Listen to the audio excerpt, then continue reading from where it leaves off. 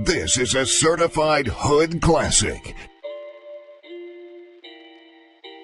It's getting serious on this track, fam. We're out on our range today, and if I've timed this correctly, today's presentation will air just in time for Halloween. Now, in just a moment, we're going to go deeper into the forest, and I'm going to find the right place to tell you a story. Please don't try to inform me that I'm telling it wrong, because there are different versions of the story.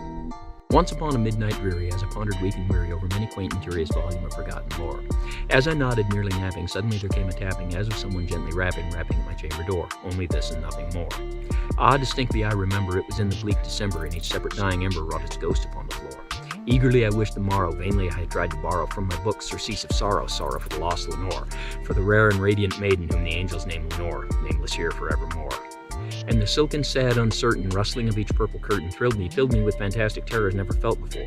So to slow the beating of my heart I stood repeating, 'Tis some visitor entreating entrance at my chamber door. 'Tis some late visitor entreating entrance at my chamber door. This it is and nothing more. Presently my heart grew stronger, hesitating then no longer. Sir, said I, or madam, truly your forgiveness I implore. But the fact is I was napping, and so gently you came tapping, and so faintly you came rapping at my chamber door, that I scarce was sure I heard you.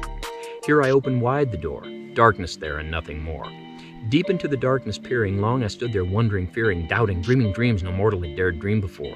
But the stillness was unbroken, and the darkness gave no token, and the only word there spoken was the whispered word Lenore. This I whispered, and an echo murmured back the word Lenore. Only this and nothing more. Back into the chamber turning, all my soul within me burning, soon again I heard a tapping somewhat louder than before. Surely, said I, surely there is something at my window lattice. Let me see what thereat is, and this mystery explore.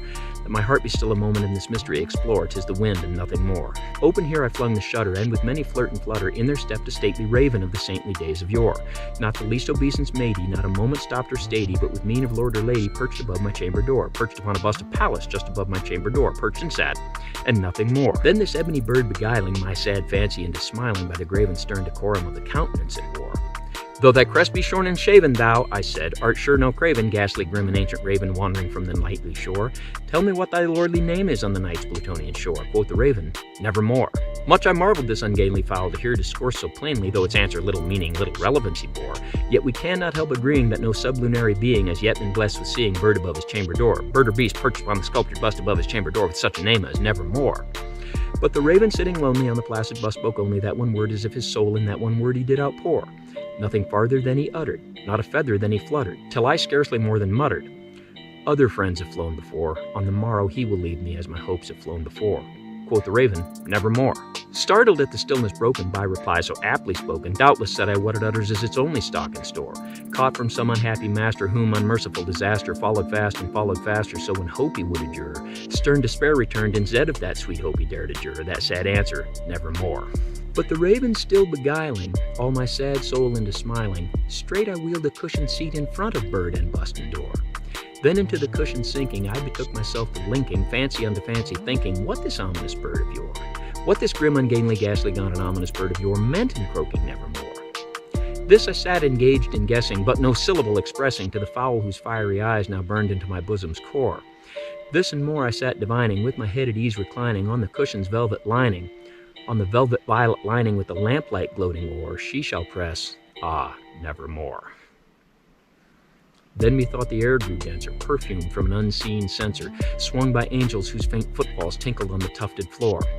Wretch, I cried, thy God hath sent thee, by these angels he hath lent thee. Respite, respite, and nepent my memories of Lenore.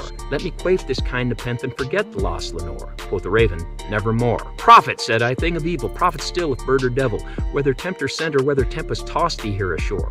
Desolate yet all undaunted, on this desert land enchanted, on this house of horror haunted, tell me, I implore, is there balm in Gilead? Tell me, I implore. Quoth the raven, nevermore. Prophet, said I, thing of evil, prophet still if bird or devil, by the heaven that bends above us, by the God we both adore. Tell this soul with sorrow laden, if within some distant Aden, it shall clasp a saint and maiden, whom the angels name Lenore, clasp a rare and radiant maiden, whom the angels name Lenore. Quoth the raven, nevermore. Be that word our sign of parting, bird or fiend, I shrieked up starting. Get thee back into the tempest in the night's Plutonian shore. Leave no black plume as a token of the lie thy soul hath spoken. Leave my loneliness unbroken and quit the bust above my door. Take thy beat from out my heart and take thy form from off my door. Quoth the raven, nevermore.